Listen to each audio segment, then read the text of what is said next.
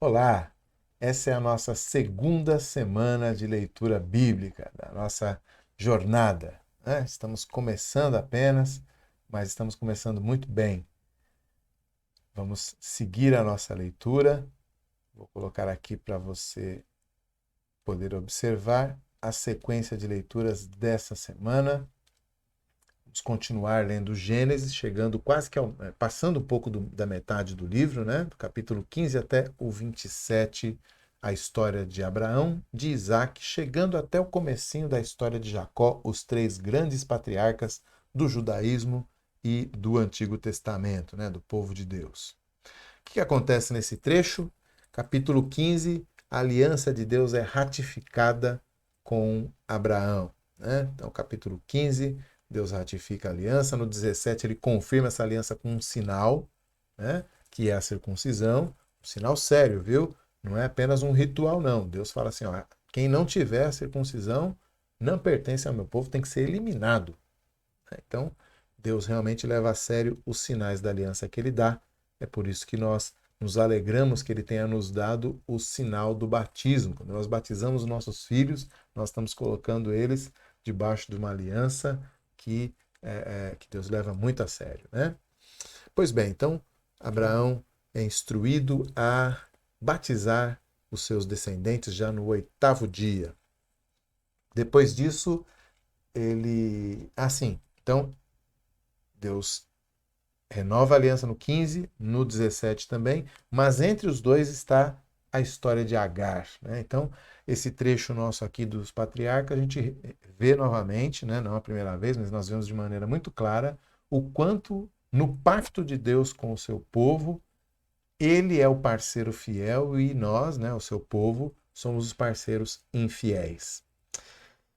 Deus renova a sua aliança no 15, no 16, Abraão e Sara, né, pegam Agar para ter com ela um filho, um descendente, como se Deus precisasse de ajuda, né? Então, tudo errado, Abraão. Poxa vida, né? A gente estava botando tanta confiança nesse rapazinho e ele me vem com uma dessa.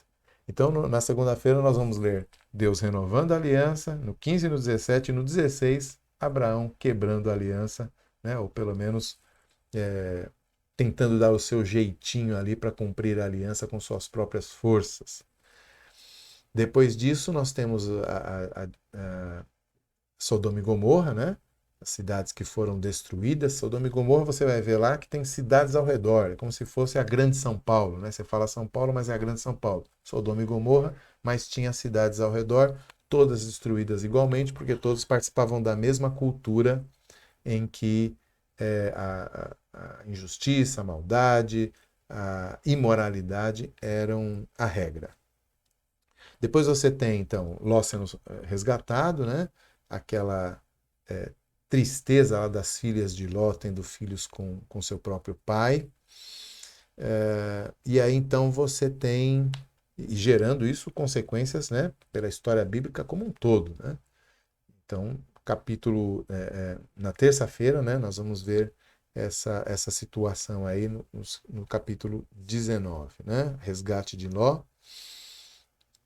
E aí, então, temos no capítulo 21 o nascimento, finalmente o nascimento de Isaac, né? Então, na quarta-feira é que a gente vai ver esse menino tão esperado nascendo e sendo provado aí como o descendente que Deus havia prometido. Morre Rebeca, não, morre Sara, morre Abraão e nós temos a sequência da família da aliança com Isaac, né? Ismael vai nascer, mas ele não é o descendente prometido. Deus vai abençoá-lo, ele vai se tornar um grande povo, mas no final vai virar um inimigo do povo de Israel.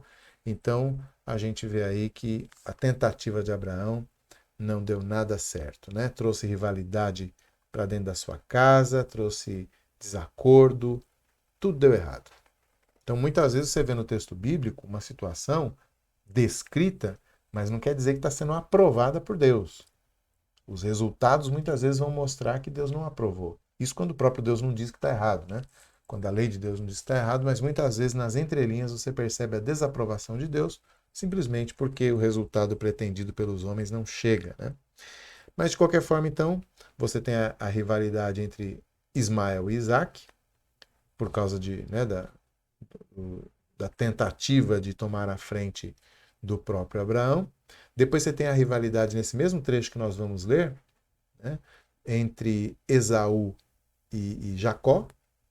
Também uma rivalidade que surge a partir da tentativa de Jacó de tomar a frente, de conseguir a sua bênção com seu próprio esforço. Então você vê que a história da aliança é assim, é um Deus de graça e uns humanos desgraçados ali que estão sempre atrapalhando o cumprimento das promessas, né, com suas tentativas de tomarem a frente. E aí então a gente fecha essa semana lendo o começo da história de Jacó. Semana que vem vamos acompanhar mais um pouco dessa história. E na última semana do mês a história de José. Né? Destaques que eu quero fazer desse trecho que nós vamos ler são os seguintes. Primeiro, tem uma teologia da aliança, da graça muito forte. Né? Já mencionei aqui algumas vezes o parceiro humano, né? Agar, a mentira de Jacó. Né? A gente sempre vê o parceiro humano furando, né? E dando tudo errado. Que mais? Sim, um probleminha de interpretação aí, né? Eu acabei de falar que quando a Bíblia descreve, ela não necessariamente está prescrevendo, né? A poligamia de Abraão é o exemplo clássico disso.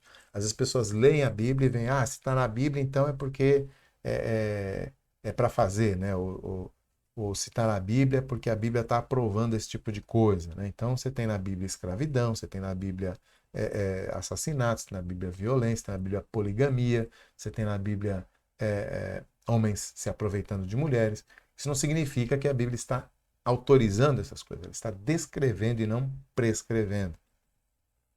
Sim, e quanto à teologia do nosso texto dessa semana, você vê claramente a repetição de alguns temas, né? Então, por exemplo, Deus, né? Deus é pessoal, Deus se revela, né? Ele toma a iniciativa de entrar em contato com os seus parceiros humanos, né? Com a humanidade.